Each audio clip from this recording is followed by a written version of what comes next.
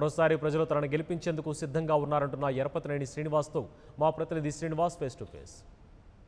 ఎన్నికల ప్రచారం హోరెత్తుతుంది. ముఖ్యంగా గుంటూరు జిల్లా పల్నాడు ప్రాంతాల్లో అన్ని పార్టీలు ప్రచారంలో దూసుకుపోతూ హోరాహోరీగా తలపడుతున్నాయి. ప్రస్తుతం గుంటూరు జిల్లా గురజాల నియోజకవర్గం ప్రచారంలో ఉన్నాం. గురజాల నియోజకవర్గ తెలుగుదేశం పార్టీ అభ్యర్థి ఎరపతినేని శ్రీనివాస్ గారితో ఒకసారి మాట్లాడి చూద్దాం. సార్, మీ ప్రచారం ఎలా సాగుతుంది? ప్రజల నుంచి ఎటువంటి స్పందన వస్తుంది?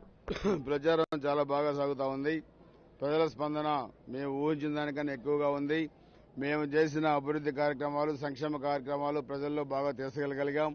ప్రజలు కూడా 40 సంవత్సరాలు జరిగిన అభివృద్ధిని 4.5 సంవత్సరాలు జరిగింది. అది ఒక తెలుగుదేశం పార్టీతోనే సాధ్యం, ఒక చంద్రబాబు నాయుడు గారితోనే సాధ్యం అని చెప్పి కూడా ఈరోజు భావిస్తా ఉన్నారు. ఒకవైపు వైసీపీ, మరోవైపు జనసేన ఎరపతినేని ఓడింటమే లక్ష్యంగా ప్రచారం సాగిస్తున్నాయి. వాటిని ఇలా తిప్పికొడతారు. నేను ఇందాక చెప్పా, ఇక్కడ మేము ఆల్రెడీ నో వేకెన్సీ బోర్డు పెట్టేశాం. ఇక్కడ ఓడించడాలు గీడించడాలు ఏం లేవు. వాళ్ళకి డిపాజిట్లు తెచ్చుకోమని చెప్పు. ఓడించడం తర్వాత ఎరపతినేని ఓడించడం ఏ సేన వల్ల కాదు, ఏ వైసీపీ వల్ల కూడా కాదు. ఎరపతినేని గెలుపు ఖాయం అయిపోయింది. మేము ప్రచారంలో ఉంది కూడా మేము ఆ మెజార్టీ పెంచుకోవడం కోసం తప్పితే గెలుపు కోసం కాదు. గెలుపు ఎప్పుడో నామినేషన్ రోజు డిక్లేర్ అయిపోయింది. 50,000 మందితో నామినేషన్ వేశాం. ఈ నియోజకవర్గానికి సంబంధం లేని వ్యక్తులను తీసుకొచ్చి ఇక్కడ పెట్టి మేము ఎరపతినేని దెబ్బ కొడతాం, ఎరపతినేని ఓడిస్తామంటే ఇక్కడ సిద్ధంగా ఎవరు లేరు. మేము ఆల్రెడీ ముందుకు దూసుకెళ్లాం. వాళ్ళందరినీ తట్టా పెట్టా సర్దుకొని మన ఏప్రిల్ 11వ తారీఖున సాయంత్రం 5 గంటలకి ఇక్కడి నుంచి పంపించేస్తాం గురజాల నియోజకవర్గం నుంచి. ఆంధ్రప్రదేశ్ రాజకీయాలకి తెలంగాణ ముఖ్యమంత్రి కేసీఆర్ ప్రచారానికి వస్తా అంటున్నాడు. చంద్రబాబుకి రిటర్న్ గిఫ్ట్ అంటున్నాడు. దాన్ని ఎలా భావించవచ్చు? కేసీఆర్కి 150 సీట్లు పైగా గెలిచి రిటర్న్ గిఫ్ట్ ఇస్తాం. చంద్రబాబు నాయుడు గారి సత్తా ఏంటో తెలియజేస్తాం. తెలుగుదేశం పార్టీ సత్తా ఏంటో తెలియజేస్తాం. చంద్రబాబు నాయుడు గారి కేబినెట్ లోనే పనిచేసిన కేసీఆర్కి ఎంత ఉంటే చంద్రబాబు నాయుడు గారికి ఎంత ఉండాలి, ఆంధ్రప్రదేశ్కి ఎంత ఉండాలి. కాబట్టి ఇవన్నీ కూడా పసలేని మాటలు.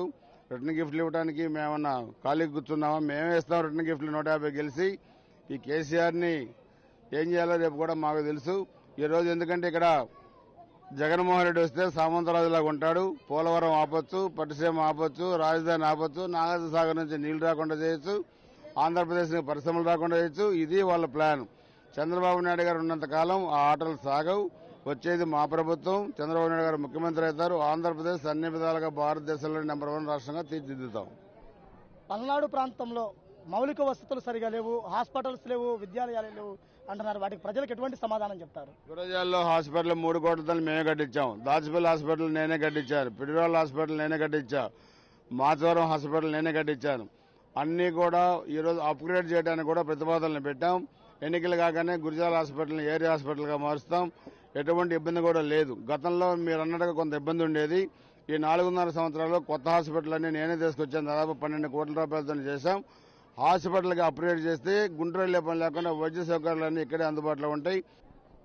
మేడం చెప్పండి, ఓటర్లకు అదేవిధంగా ఇక్కడ గురజాల నియోజకవర్గ ప్రజలకు ఏమైనా విన్నపం చేయండి ఉన్నారు ఇక్కడి నుంచి?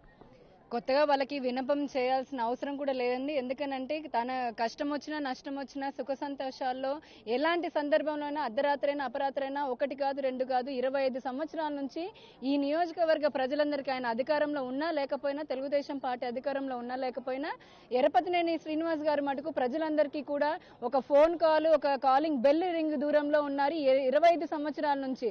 అలాంటి ప్రజలకి అంటే ఈ రోజున రాష్ట్రంలో చంద్రబాబు నాయుడు గారు తీసుకొస్తున్న పథకాలు, సంక్షేమ పథకాలు, అభివృద్ధి పథకాలు ఏవైతే ఉన్నాయో వాటన్నిటినీ ఈ నియోజకవర్గంలో ఉన్న ప్రతి ఇంటికి కూడా చేరేలాగా ప్రత్యేకమైన శ్రద్ధ పెడుతూ ఒకప్పుడు పల్నాడుకి మాత్రమే అంటే పౌరుషంగా ఉన్న పేరుని ఈ రోజున ఈ గురజాల నియోజకవర్గం అభివృద్ధికి ఇంకొక మారు పేరులాగా తీసుకొని వెళ్తూ ఆల్రెడీ సంక్షేమ పథకంలో ముందుగా తన వంటూ తాను ముద్ర వేసుకుని పసుపు కుంకుమ కానివ్వండి, చంద్రన్న బీమా విషయంలో కానివ్వండి, రోడ్లు చూస్తున్నాము, రోడ్ల విషయంలో, మౌలిక సదుపాయాల విషయంలో ఇలా ప్రతి రంగంలోనూ ప్రజలకి ఎంతో చేశారు మన నియోజకవర్గ ఎరపతినేని శ్రీనివాస్ గారు.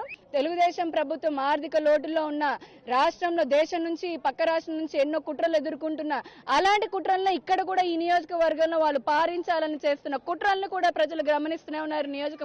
నియోజకవర్గ ప్రజలు ఆ కుట్రలన్నిటికీ వాళ్ళు బుద్ధి చెబుతూ వాళ్ళు ప్యాకప్ టైము ఏప్రిల్ 11వ తారీఖు రాసి పెట్టుకోండి అంటున్నారు ఇక్కడ నియోజకవర్గ ప్రజలు. ప్రజల మధ్య ఉన్నాను, ప్రజా సమస్యలు తెలుసు, పల్నాడు ప్రాంతాన్ని అభివృద్ధి ఒక సీనన్నతోనే సాధ్యం, ఎరపతినేని మళ్లీ విజయం సాధిస్తానని ధీమా కూడా వ్యక్తం చేస్తున్నారు.